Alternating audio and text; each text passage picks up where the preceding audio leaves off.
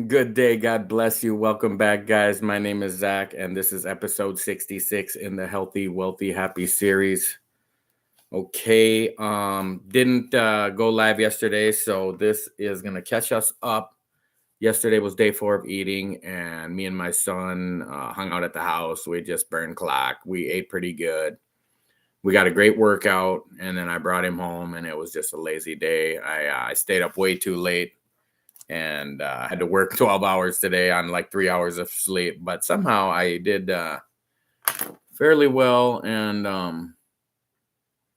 made it to the gym after work today. Got a great did part of my 5K training as far as just some interval running again. I'm up to where I'm running like 3 minutes and then walking 2 minutes, running 3 minutes, walking 2 minutes. Did that like 4 times with a warm up and a cool down on each end. So still very, very easy. It's just not challenging in any way. You just gradually work yourself into it, and pretty soon you're running 5 minutes and then 10 minutes, and then you're running 2.5 hours to run a half marathon. But we're just going to work our way up to 5K in the next like 6 weeks, 5 weeks, whatever. So Hebrews chapter 11, verse 1 through 6. Faith is the substance of things hoped for, the belief in things unseen. And you've heard me quote that verse before. I wasn't even sure where it was, so I looked it up today. But it kind of kicked in my gear a little bit today to think about, the dream of your life that you want. You want to be, I jokingly say jack tanned and juicy as F, but I'm not joking. I mean, I visualize myself just tanning oil ripped out in the sun, enjoying life, as I get older and just get in better and better and better shape. And I don't even want to say get older. It's almost like get younger. And this Bible verse is like having faith in the things that you cannot see. And I can't see that yet in the mirror, but I can see it. I have hope and faith. And that's what the hope is. The faith is the substance of things hoped for.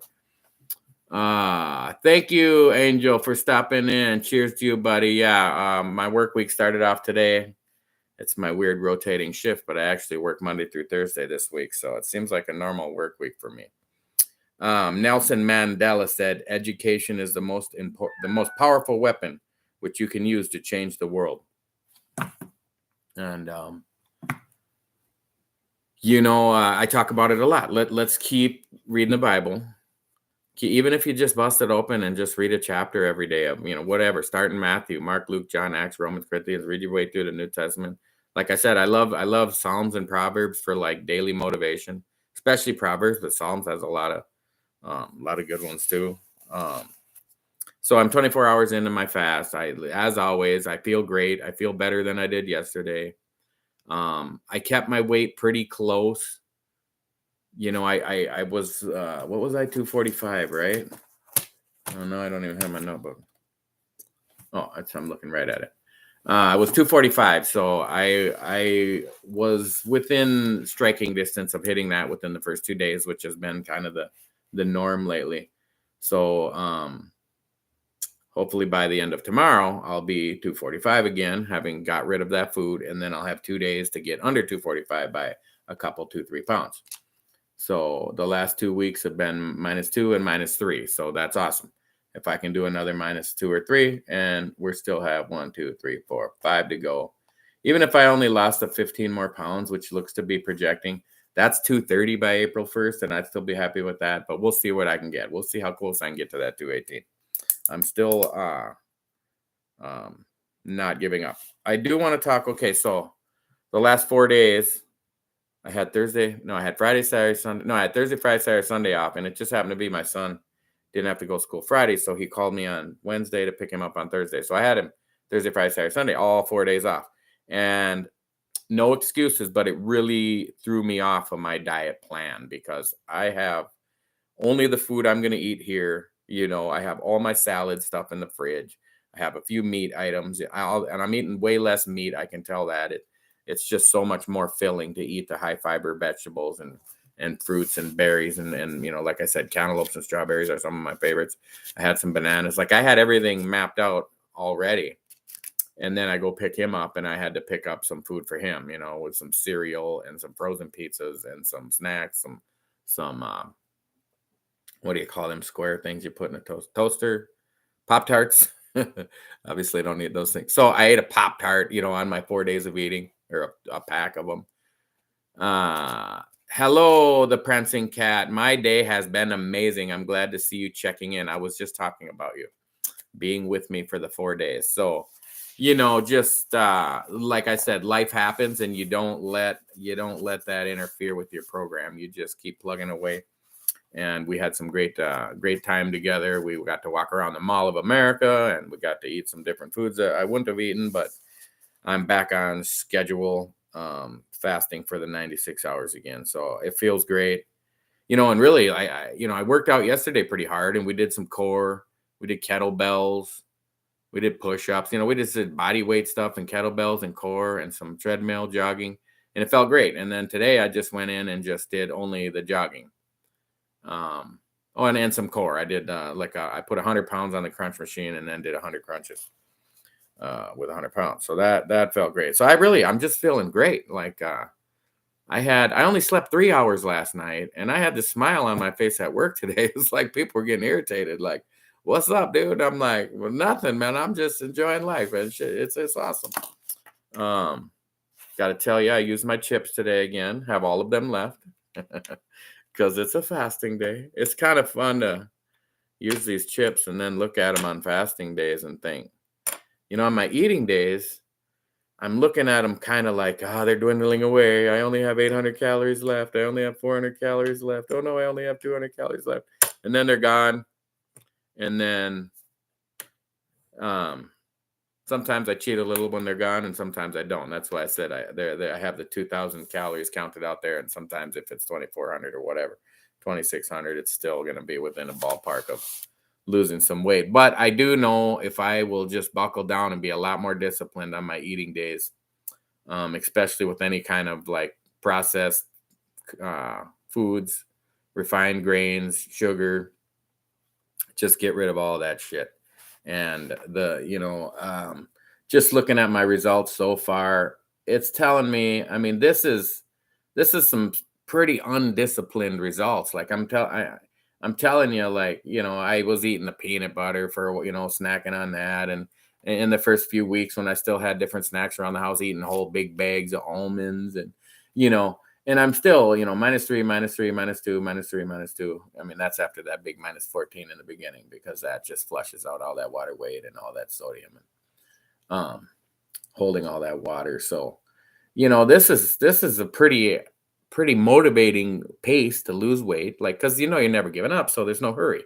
And you say, well, okay, by the end of the summer, like by the time I if I kept this up, I should bust out the calculator for tomorrow's video and say, if I kept this up until October, middle of October, for my half marathon, where would I be? And I bet you I'd be running a half marathon at the lowest weight I've ever ran one, because it's the lowest weight. I was 230. Well, I ran a virtual one at like 220. And that one was awesome, but there was nobody there, and it kind of sucked. I had a scooter, and I drove around a big loop and put water bottles all over the place and bushes and stuff, and people wonder what the hell I'm doing running off the road, grabbing a water bottle out of a bush and on the side of a dirt road and drinking it, and then keep running. And then I went back and picked them all up later because I didn't want to carry them. So, that kind of sucks to have to run it virtually, but the live one I ran, the lowest weight I was 235. So it's looking like, I'm 10 pounds away from that now, and it's freaking, February. So, we're talking October. I might be in the, what they call it, Wonderland, where you're 100 and something pounds. Man, that's going to be an exciting video day when I say I'm in Wonderland. 199.99. Oh, it'll be amazing. Can't wait. I can't wait. And this Bible verse helps me be able to wait, because faith is the substance of things hoped for, the belief in things unseen. So I have faith that I will be in Wonderland this year. No doubt. No doubt. 45, so 46 pounds from now, I'll be 199. And at this pace, even at the slow pace, it would take, let's just say 20, well, let's just say 30 weeks. I'm still like under 200 running a half marathon in October, that are very close, and that's a slow pace weight loss. So, all right, guys, we have, I think it was about 10 more subscribers, maybe 9. I didn't count exactly. it's getting to be where, the growth it'll be a little spurt and then kind of steady, and then a little spurt and then kind of steady. So just welcome to all the new subscribers, and thanks for joining me on this ride and this journey and this fascinating, wonderful journey I'm taking, and I'm documented in every step of the way. This first series is going to go till April 1st. We're going to weigh in, and then that's going to be the Healthy, Wealthy, Happy series, where we just try to get healthy with all 96-hour fast the whole time. And then we're going to change it up, and we're just going to continue with other series. And I'm going to start some cooking series and some working out series and some just life maintenance once we get there. And once I learn how to edit videos, and I have before and after pictures, like before everyone, and I have my intro, and I'm just all jacked and tan and running around and in a yard down by the park or something, running down by the river. Kind of want to get one of those drones that you like wear a bracelet and the drone follows you around. And so you can be like going for a run or a hike or something, and the drone follows you. Like that's pretty cool. From like 50 feet up or 100 feet up, whatever. Keep it from crashing into trees, I suppose. So I talked a little bit yesterday about like the books you would need to study the Bible, like the way I do, if just like no church does, but that you're just wanting to, know what it said actually in the original language and be able to translate it on your own. So it's pretty simple. You would really just need a King James Bible and a Strong's Exhaustive Companion of the Bible, Strong's Exhaustive Concordance of the Bible. And then also, if you want to kind of tie those two together into this other Bible called the Companion Bible, and it has a bunch of appendixes at the back that, in conjunction with the Strong's Concordance, it explains these appendixes in the back. They explain all these challenges. This book's written in the 1800s, so it's nothing just came out the press or not some new belief system. It's been around for 100 years, 200 years, whatever, almost 150 years. It explains, like, for example, a figure of speech that was used in the Hebrew that's in the Bible that you can't translate because it's not a figure of speech in our language. So it doesn't even come across correctly at all. And it shows where those are and what they mean. And, so there's a lot of things to study about the Bible that just are not clear by just going to a church. And I mean, this is why I don't go to church. They don't even read the Bible mostly. And if they do, they read one verse and then they have their 45-minute sermon about the one verse. And it's all good, if they can get people to give their life to Jesus and, make a change for the positive. I'm not bashing it. I'm saying, but Jesus said, you got to quit drinking the milk eventually, and you got to you got to eat some solid food, and I'm trying to just feed you all some solid food and say, not even feed you the solid food, tell you where it is. It's in the King James Bible with an exhaustive concordance and a companion Bible.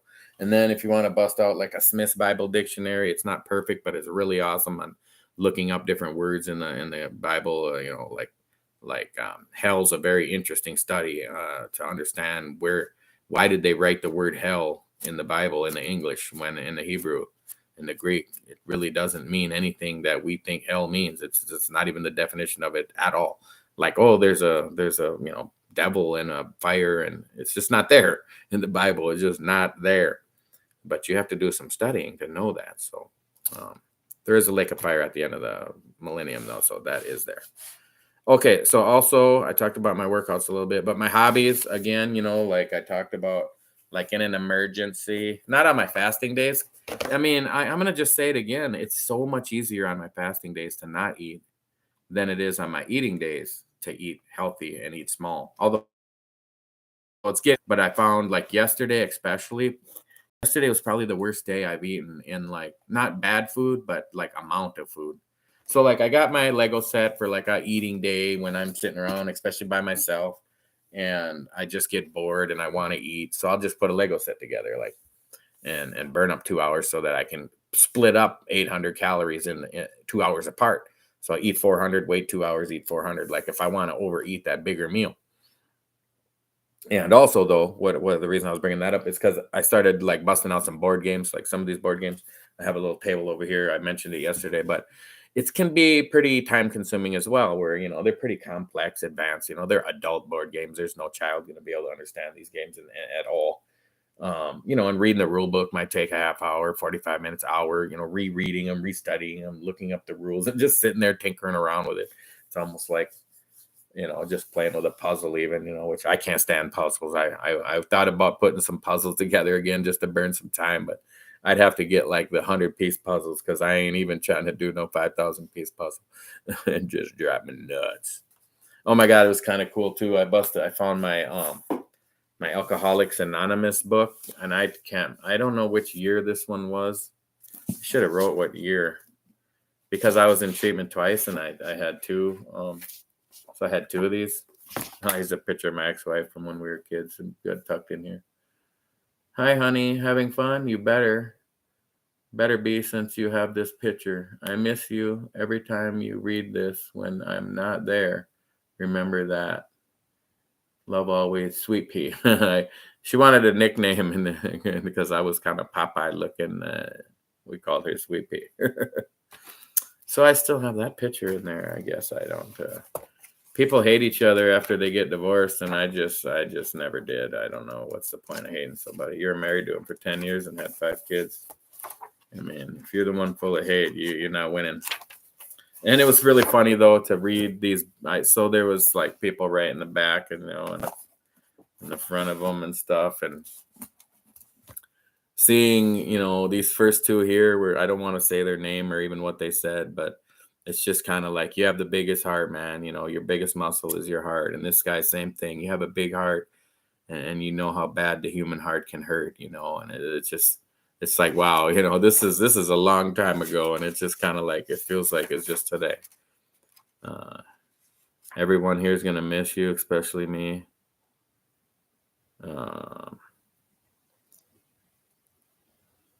This is I started playing chess. I wonder if this might be the first time I was in treatment when I was like 17. I think it is. I had a lot of people, I was in good shape, and all the girls were chasing me, and I was pretty popular, one of the guys.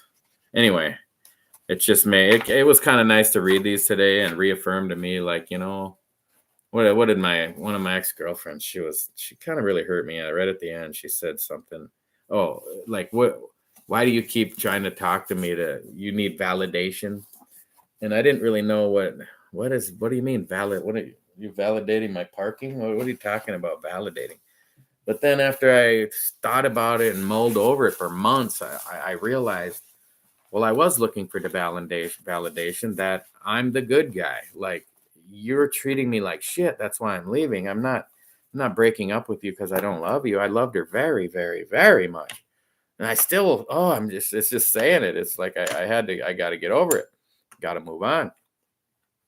So I guess the validation I was looking for was that, okay, you're a good guy, but, it's all my, like, it's pointless. Like, I learned my lesson. You're not going to change somebody else.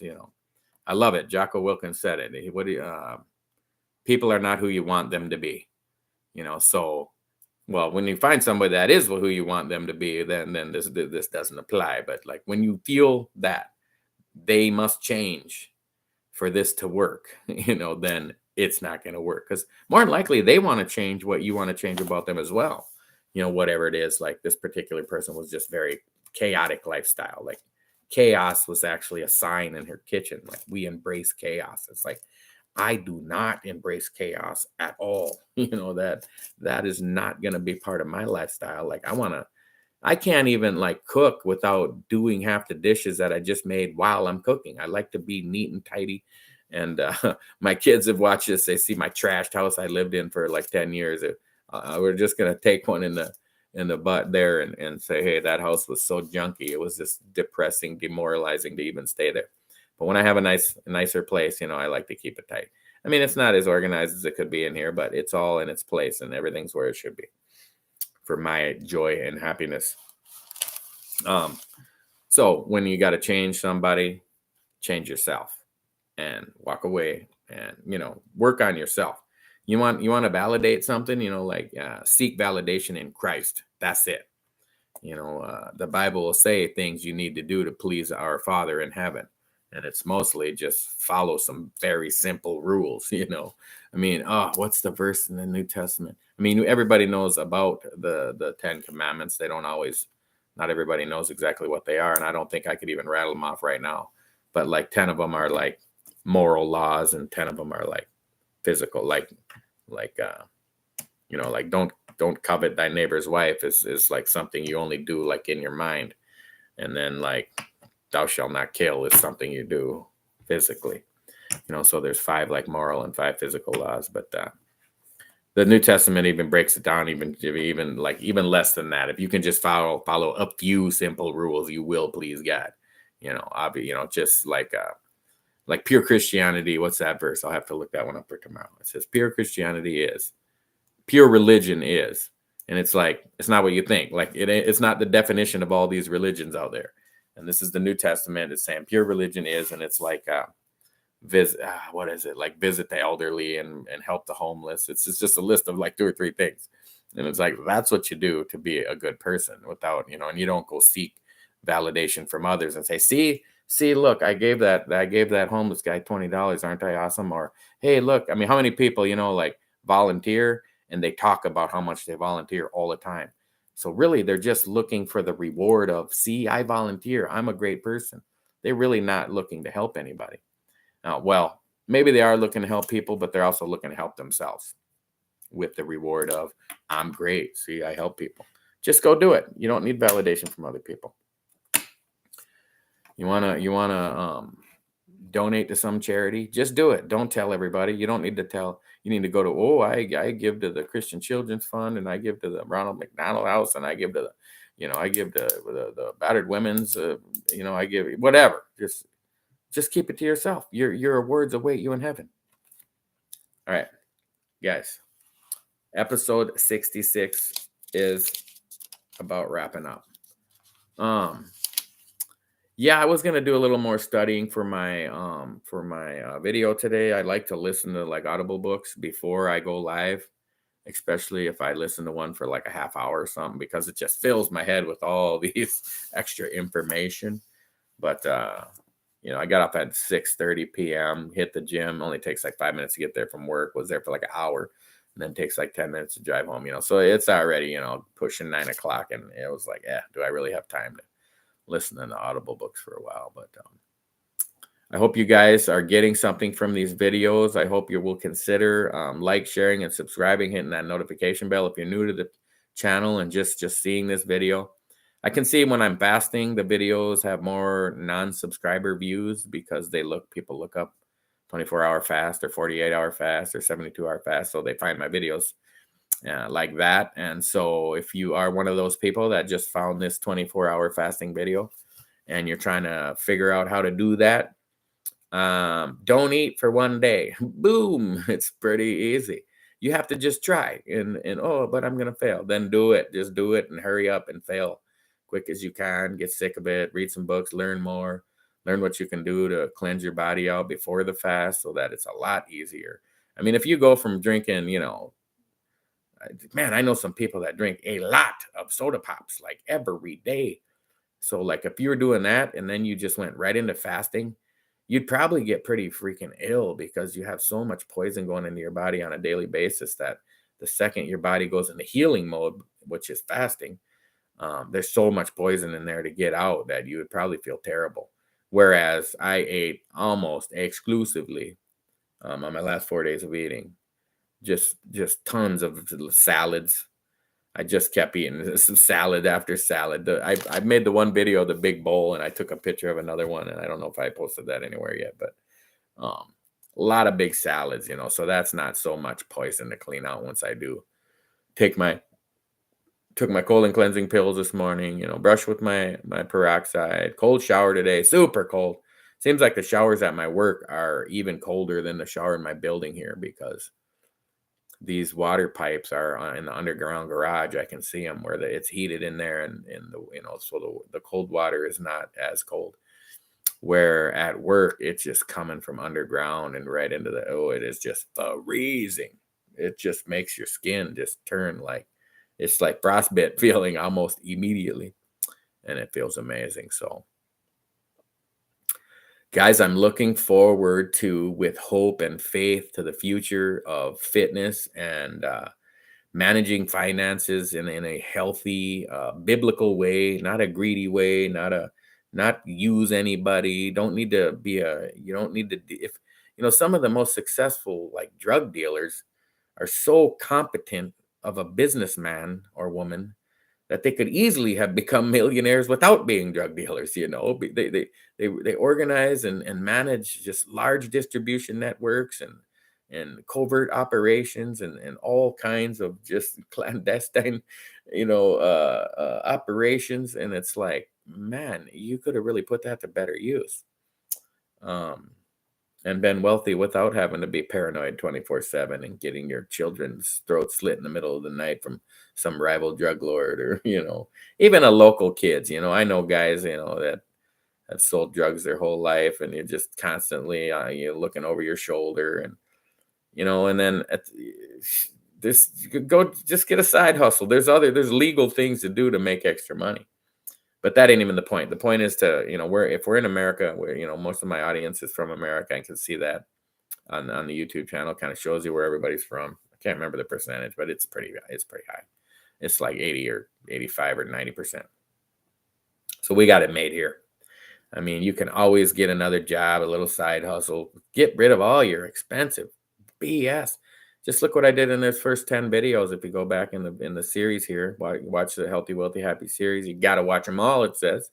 Click that play all button, and the first like 5 videos are only 5 minutes each, but it starts laying the foundation of I quit drinking coffee to help myself sleep, and I started reading my Audible books again, and talking about getting into the gym more, and I quit smoking the e-cigarette, and just saving money, getting healthier, saving money, getting healthier by the food, just the 96-hour fast. I mean, I can tell I'm spending way less money on food now. I'm getting a little better. I did it again though, where I didn't buy a way too much food, but I just threw away like a big, when I just got home from the gym just now, I grabbed like a bag, like a plastic bag. It was like from a store or something. I had a big plastic bag and just opened the fridge and just threw away. That bag was full, of like lettuce and mushrooms and onions and peppers and extra stuff that was left over, half chopped up this and half chopped up that.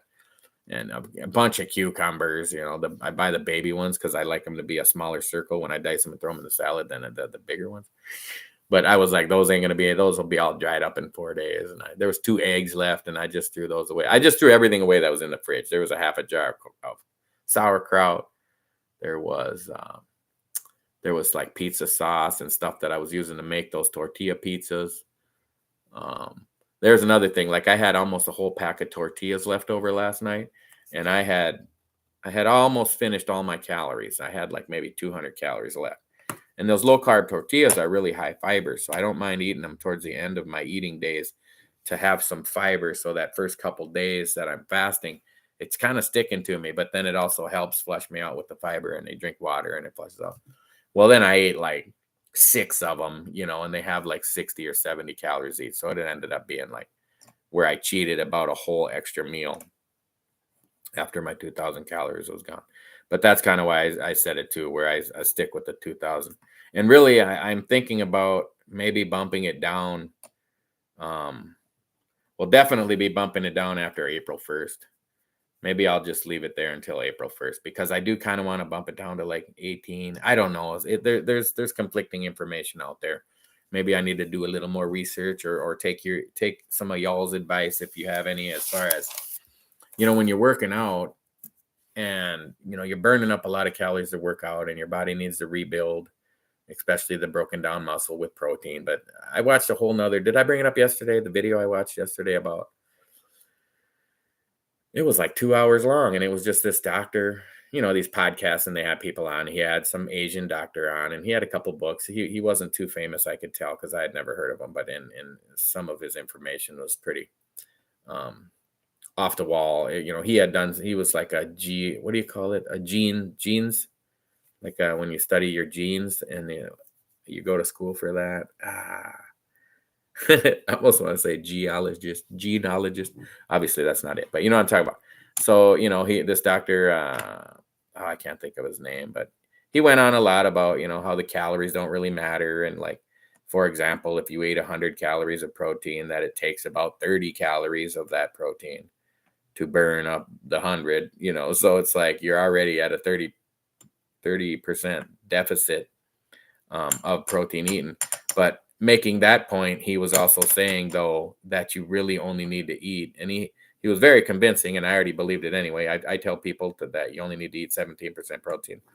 I've been saying it for years, and he said you only need to eat 16% protein. So it was really close to what I had believed already anyway. Um, so then it's like, well, my God, if you're only eating 16%, and he explained why too, like what happens to all that extra protein, which I had read about it before, like, oh, all that extra amino acids, and it just ends up in your bloodstream and you urinate it out, and it doesn't really get stored as fat as much. It doesn't even get converted to it. It goes through a process of gluconeogenesis if you need it. Like if you're working out, but you're not eating any carbs, your body will take the consumed protein and go through this process of gluconeogenesis and create new sugars out of the protein you ate. But this doctor, what I hadn't heard before was that all that extra protein is being like filtered through your, did he say, is it liver or kidneys? I want to say kidneys, but it might have been liver. And, so it's actually damaging it because it's too much. It's having to handle these acids and stuff that's created in the body when there's too much protein. And so I was like, okay, I can, I'm already kind of doing it with the 400 calorie meals because, like I said, if you eat a 400 calorie, like let's just say ground beef, because I think ground beef's okay to eat. It's pretty easy to digest as far as meat goes. Well, like 4 ounces of ground beef would be just like 1/4 pound burger with nothing, just the burger. And that's like almost 400 calories. And I just know from my past, if I ate that as one of my 400 calorie meals, that I would be wanting to eat more immediately. But when I eat the not even 400 calorie salad, like it's more like not even 300. Like I said, when I added it all up into my fitness pal, which I need to reinstall on my phone. I deleted it because my phone's junk. I need to just get a new phone. It's really was only 125 calories. I couldn't freaking believe it. And it was with all the stuff I put in it. Because I don't put any like higher calorie items in it. I just put the lettuce, shredded carrots, cucumbers, like mushrooms, um, peppers, green peppers, red peppers, yellow peppers. I really like yellow peppers. They're like sweet. They're just like candy. I can just eat a red pepper or a yellow pepper. Green peppers are good too, but I like the other ones, the red and the yellow and the orange. Yeah. And anyway, and then with that skinny girl dressing on there, it was 123 calories. And I still been counting them as 300 calories. So maybe I didn't cheat as much as I thought the last couple of days because I had multiple salads per day. And I was counting it as 300 calories when it was really less than 200. But that's all right. That's all right, guys. All right. We have 1 like already. Let's try to shoot for 2 likes. Why am I not blowing up? Oh, it's Monday night. It's 9. I've only been on for a half hour. It's kind of funny how sometimes I have so many more live viewers, which I was talking about the other day, not last night. I didn't go live, but the night before I was a pretty long video. And I said, hey, when I get off this video, I'm going to look at how many people were on it. Because sometimes it's in the 20s and 30s. That one was like 44 viewers viewed it live, but nobody, they come and go. I think the maximum was 6 or 7 that were live at once. But very much appreciated either way, guys. So I'm feeling good. I'm still overweight. I know it. I love myself. I don't have to love being overweight to love myself, right? I don't have to love body fat. Can't I love myself without loving body fat? You say, but Zach, the fat is you. And I'm telling you, the fat is not me. The fat is biochemical shit we put in our body on this planet. The amount of obese people in other countries is just ridiculous compared to us. Like they have almost none. I should say it. India has a less than 0.5% cancer rate in their population. America has a 50%. You get it? You get it? 50% of people in America get cancer at some point in their lifetime. Whether they survive it or die is not part of the statistic. Half of us get it. And they have 0.5% get it. 1 in 200. We have 1 in 2. So that's a huge, huge difference that we need to seriously look into. Somebody sent me a link today too. I was already well aware of it, but that they came up with cures for cancer way back. And it's like, well, yeah, not only did they know how to cure it, but they knew how to not get it in the first place. That's the cure. The cure is to just not get it. That's why I tell people, man, if you'll just take my advice and learn from me instead of having to learn by making your own mistakes, is don't wait until you have diabetes. If you have body fat, you are in danger of getting diabetes. And there's just, it's an unknown phenomenon of why you'll see a guy is only 10 pounds overweight get diabetes, and you'll see a guy that's 210 pounds overweight and not have diabetes. They know why they don't, and it's because their body hasn't built up an insulin resistance yet. So all the sugar they eat gets stored as fat. And as long as that it's getting out of their bloodstream, it's going into the fat cells. Your fat cells are the same. Everybody has, let's just say you got 2 billion. I have no idea. You have 2 billion fat cells. Whether you're ripped to the bone shredded, you have 2 billion fat cells. And if you're 450 pounds, you have 2 billion fat cells. The difference is, they're balloons. They blow up when fat's in them. They deflate when fat's out of them. And so if it's a very overweight person that has normal blood sugar, it's because their body has that ability to store that much fat without leaving any of the sugar in the bloodstream. Because if when the fat cells get tired of having so much fat in them, in some people, then it's called insulin resistance. And then your body starts making more insulin to pack it in more and pack it in more until it gives up. This is the journey my body went through. It's just creating more and more insulin over the years, and to try to make me fatter and fatter so that I wouldn't have the sugar in my blood. But eventually my body gave up, and it was quick. It was only like the course of a month where I went from feeling normal to feeling like totally like shit every day. It took about a month, and that was like the right at the end. It was like right after my brother passed away in October of 2015, and then January 2016, I went to the doctor and found out I had it. But it was within that first, month of him passing away, that stress and the sadness and sorrow of life, and just, it got to me, and it caused my body to give up and stop storing the fat, which, like I said, it sucks to say it, but it was one of the best things that happened to me physically as far as my health, because it made me turn everything around. Like before that, I mean, I was drinking heavily. Like, to think I would be, it's February 13th and I've had one beer this year. That would have been just a no way. I mean, I wouldn't have been able to do that if you bet me $1 million. Bet you can't go till February 13th with only drinking one beer. I probably would have just said, forget it. I'm not even going to try, because I didn't even want to go one day without drinking many, many, many beers, much less one in a month and a half. So that's all good. That's all good. We're going to get there. Like I said, whether I weigh 218 on April 1st or 238, do I care? I don't want to lie and act like I don't care at all, because I do. Like, for example, if these last 5 weeks, -2, -3, +2, -2, -3, -3. If that was all +2, +2, +2, +2, I'd be bent. Yes, I'd be in a way worse mood.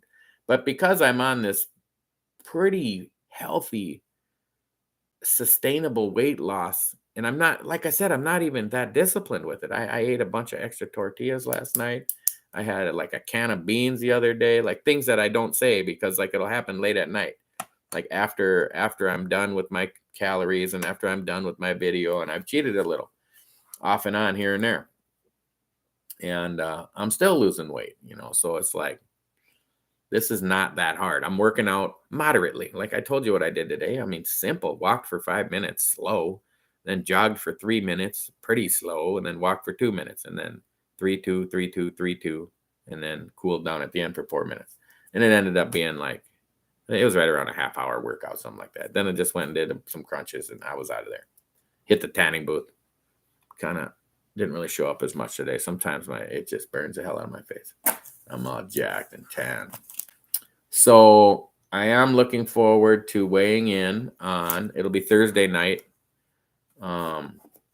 See how I feel, because man, it's been getting pretty tough. Like I feel great today, but because I've done this 7 times already and I'm on my 8th 96-hour fast, I already know it's going to be tough on Wednesday and even tougher on Thursday. So it's starting to get in my head already.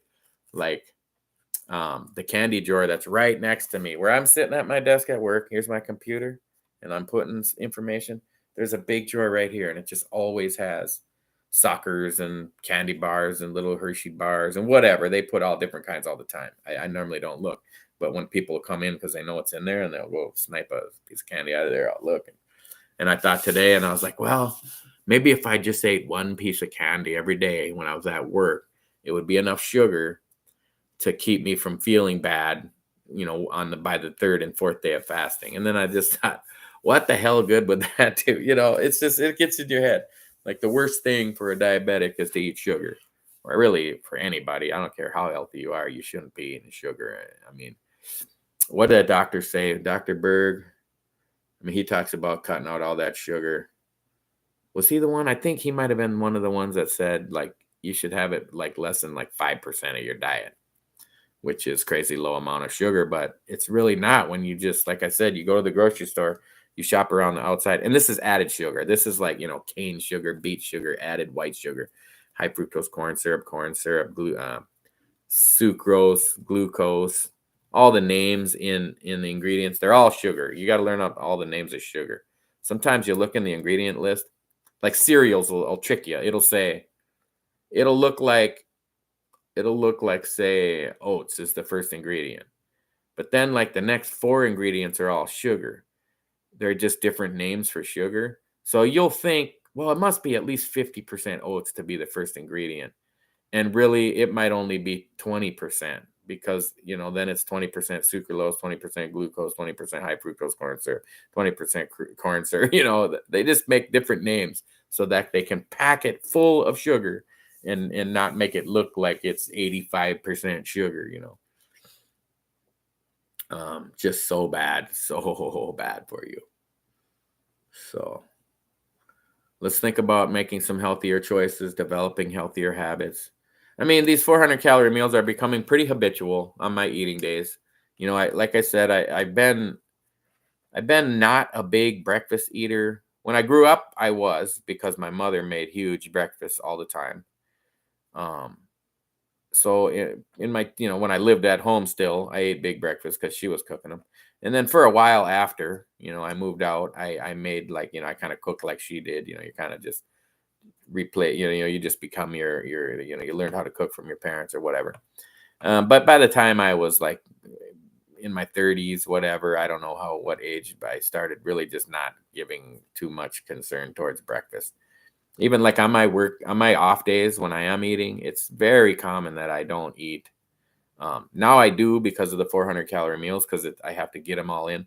But before that, I would regularly not eat until lunch, like between 11 and 1, and sometimes even 2 before I'd even eat my first meal. Like if I just happen to hit the gym at like noon and I hadn't eaten yet when I would have, and then all of a sudden it's 2 and then I'm eating my first meal. So I might do that, instead of, I keep trying to start the 400 calorie meals like right away when I wake up, because I got to eat again and again and again, and I got to get them all through the day. Because I mean, when you're eating 200 calorie salads, you got to get a lot of meals in, and then you got to separate them by an hour or two. So, but anyway, I was saying the point of that was to just maybe not eat right away in the morning, because I keep wanting to eat late at night, and then all of a sudden I'm out of calories. So it's like I might as well just save them and go as long as I can in the morning on my black tea, green tea, oolong tea, herbal teas. Which, speaking of that, I should make some tea. It's only 9 o'clock. I think I'm gonna sign off, guys, and I'm gonna go make some nighty night tea. Probably play my board game a little bit. Maybe throw my Audible books on. Get educated. What did Nelson Mandela say? Education is the most powerful weapon with which you can use to change the world. Very intelligent man. If you've ever read about Nelson Mandela, incredible, powerful thought, powerful mind, man. Trying to look over my notes if anything else is popping on. I don't see anything, guys. So jump on board with Jesus. He is the winning team. He won the battle. He is victorious over Satan. He loves you. I love you. And I will catch you guys again tomorrow evening.